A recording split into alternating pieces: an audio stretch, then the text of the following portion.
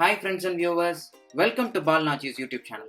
இன்னைக்கு நாம பார்க்க போற ரெசிபி மட்டனை வச்சு தன்ஷக் பார்க்க போறோம். இது என்னன்னா நம்ம ஸ்டைல்ல சொல்லணும்னா தால்ச்சா எப்படி இருக்குமோ அதே மாதிரி நார்த் இந்தியன் ஸ்டைல்ல தன்ஷக். வாங்க இந்த ஸ்டார் ரெசிபி எப்படிங்கறத பார்க்கலாம். மட்டனை வச்சு பார்க்க போறோம். இது ஆக்சுவலா நம்ம ஊர்ல பிரியாணிக்கு தால்ச்சான்னு சொல்லுவோம் இல்லையா, அது மாதிரி நார்த்ல இதை வந்து தன்ஷக் அப்படின்னு சொல்லுவாங்க. இது வெஜிடேரியனாகவும் பண்ணலாம், நான் வெஜிடேரியனாகவும் பண்ணலாம். வெஜிடேரியனுக்கு நம்ம மீல் மேக்கர் யூஸ் பண்ணி பண்ணுவோம். ஸோ இப்போ நான் இன்னைக்கு உங்களுக்கு நான் வெஜிடேரியன் வெர்ஷன் காமிக்க போகிறேன்.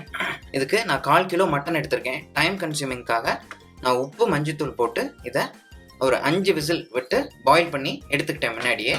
இதுக்கு தேவையான ஹோல் ஸ்பைசஸ், அதாவது இந்த மாதிரி முழு மசாலாக்கள் என்னென்னவோ அதெல்லாம் நான் உங்களுக்கு சொல்ல போகிறேன். இதை வறுத்து நம்ம வந்து மிக்சியில் அரைச்சிக்க போகிறோம். ஸோ என்னென்னா 4 வரமிளகா, அதாவது காஞ்ச மிளகாய் எடுத்திருக்கேன். 1/2 இன்ச்சுக்கு பட்டை, 3 கிராம்பு, 1 டீஸ்பூன் மிளகு, 2 ஏலக்காய், 1 அன்னாச்சிப்பூ, வெந்தயம் 1/2 டீஸ்பூன், சீரகம் 1 டீஸ்பூன், மல்லி 1/2 டீஸ்பூன் எடுத்திருக்கேன். அதோட வெந்தய இலை, அதாவது கசூரி மேத்தின்னு சொல்லுவோம், இதையும் எடுத்துருக்கோம். ஸோ மொத்தமாக இது 10 ஐட்டம். ஸோ இந்த 10 ஸ்பைசஸையும் நம்ம ட்ரையாக வறுத்துக்கிட்டு மிக்சியில் பவுட்ரு பண்ணி எடுத்துக்குவோம். 10 ஹோல் ஸ்பைசஸையும் நம்ம வறுத்தாச்சு, வாசமாக இருக்கும். இப்போ இதை நான் இந்த மிக்சியில் ட்ரையாக எடுத்துடுறேன். எடுத்துகிட்டு இதை பவுட்ரு பண்ணிக்கலாம். நம்மளுடைய ஹோல் ஸ்பைசஸ் அரைச்சி பவுடராக ஆக்கி வச்சுட்டேன். இப்போ இதை நம்ம ஃபைனலாக சேர்ப்போம். இப்போ தாளிப்பு போட்டுடலாம். குக்கர்லேயே இதை நம்ம ஃபினிஷ் பண்ணிடலாம். ஒரே ஒரு பட்டையில் சின்ன சைஸு அதை போட்டுடலாம். சோம்பு 1/2 டீஸ்பூன் அதையும் சேர்க்குறேன். சோம்பு பொரிஞ்சதும் கருவேப்பிலை ஒரு ஸ்ப்ரிக், அதாவது 7 to 8 இலை அதையும் சேர்த்துடலாம்.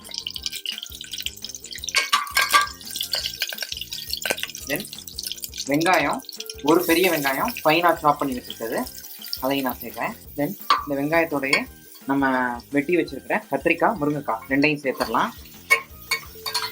உப்பு மட்டன்லையும் வேக வைக்கும் போது நான் கொஞ்சம் போட்டிருக்கேன். ஸோ அதுக்கு தகுந்தாப்பில் போட்டுக்கோங்க, தேவையான அளவு உப்பு. இதோட இஞ்சி பூண்டு பேஸ்ட்டு 1/2 டீஸ்பூன். நல்லா இந்த வெங்காயத்தோட இந்த இஞ்சி பூண்டு பேஸ்ட் வதங்குற அளவுக்கு ஒரு 30 செகண்ட்ஸ் பரட்டிடுவோம். 1 டீஸ்பூன் மஞ்சத்தூள் சேர்த்துடலாம். ஸோ அவ்வளோதான், இது ரொம்ப வதங்கணுங்கிற அவசியம் இல்லை. இந்த ஸ்டேஜில் நம்மளுடைய பருப்பெல்லாம் சேர்த்துடலாம். ஸோ நான் வாஷ் பண்ணி வச்சுருக்கிற துவரம்பருப்பு, பாசிப்பருப்பு, நம்மளுடைய மைசூர் பருப்பு ஒரு பரட்டிடுங்க. இப்போ நம்ம வச்சிருக்கிற தக்காளியும் சேர்த்துடலாம். தேவையான அளவு தண்ணி ஊற்றிட்டு இப்போ ப்ரெஷர் குக் பண்ணிடலாம். இப்போ நம்ம இந்த பருப்பு, வெஜிடபிள்ஸ் எல்லாம் முங்குற அளவுக்கு தண்ணி ஊற்றிடலாம். திரும்ப நம்ம மட்டன் பாயில் பண்ணி வச்சிருக்கிற தண்ணி வேறு இருக்குது மட்டனோட சேர்த்தாப்புல. ஸோ அதனால் அதுக்கு தான் ரொம்பையும் இதுவாயிராமல் ஓரளவுக்கு இது ஈவனாக இருக்கிற அளவுக்கு இப்போ தண்ணி சேர்த்தாச்சு. இதோட இப்போ நம்ம லிட்டை போட்டு மூடிட்டு 3 விசில் எடுத்துடலாம். ரைட்டாக க்ளோஸ் பண்ணிவிட்டு விசில்லையும் வச்சுட்டு நம்ம 3 விசிலுக்கு அப்புறம் பார்க்கலாம். நம்மளுடைய பருப்பும் வெஜிடபிளும் விசில் போயிடுச்சு. அது வரையும் நம்ம வெயிட் பண்ணிவிட்டு இப்போ ஓப்பன் பண்ணிக்கலாம். பாருங்கள், நல்லா பருப்பும் நம்மளுடைய வெஜிடபிளும் நல்லா வெந்துருச்சு. இந்த ஸ்டேஜில் நம்மளுடைய மட்டனை அதோடைய தண்ணி அவிச்சு வச்சுருக்கோம் இல்லையா, அதோட சேர்த்து இதோட ஊற்றிடலாம்.